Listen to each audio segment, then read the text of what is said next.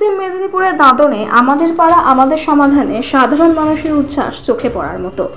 দাঁতন 2 ব্লকের সাবরা অঞ্চলে তৃণমূল কংগ্রেসের আমাদের পাড়া আমাদের সমাধান আর দুয়ারে সরকার ক্যাম্পে উপচে পড়া ভিড়, সাথে উচ্ছ্বাস ও সাধারণ মানুষের স্পষ্ট বার্তা। আমাদের আস্থা আছে এই কর্মসূচির ওপরেই। মুখ্যমন্ত্রী মমতা বন্দ্যোপাধ্যায়ের ডাকে গ্রামে গ্রামে পৌঁছে যাচ্ছে সমাধান।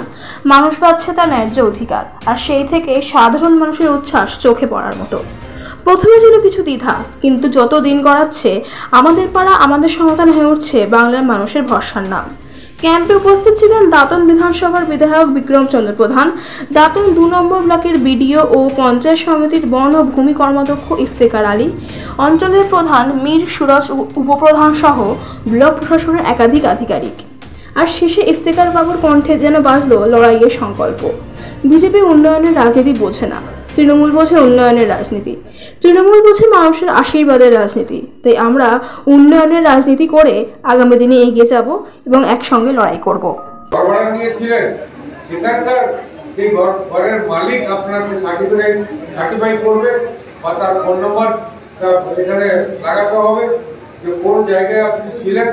প্রয়োজনে সেখানে তাদের সঙ্গে আমাদের সরকারের তার যে নোডাল অফিসার আছেন তারা যোগাযোগ করে তবে গিয়ে অথেন্টিক কিছু পেলে তবে গিয়ে আপনি সেই পরিযায়ী শ্রমিকের আওতায় আসবেন বা সেই ক্ষতিপূরণ আপনি পাবেন। আপনাকে সাহায্য সরকার দিবে যতদিন পর্যন্ত আপনার কর্মসংস্থানের সুযোগ না করছে বা জায়গা করে দিবে।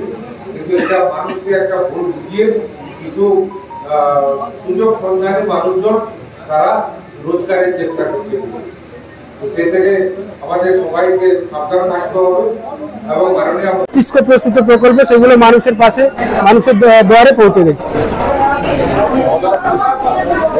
আমরা সাধারণ নাগরিক হিসাবে মমতা ব্যানার্জি এবং আমাদের গ্রাম পঞ্চায়েত সমিতির বন ও ভূমি কর্মাধ্যক্ষ শেখ ইফতেখার আলী যেভাবে নিরলসভাবে সাধারণ খেটে খাওয়া মেহনতি মানুষের জন্য অনবরত খেটে চলেছেন, তার জন্য আমরা খুবই খুশি।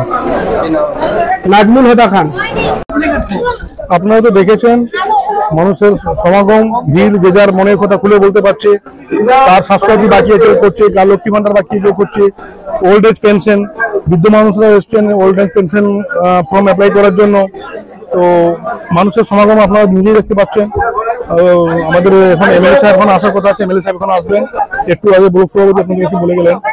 আর আমাদের ভূমি কর্মাধ্যক্ষ ইফতেখার আলী উনি এখানে প্রেজেন্ট অলরেডি আছেন সকাল থেকেই। আর আমাদের মাননীয়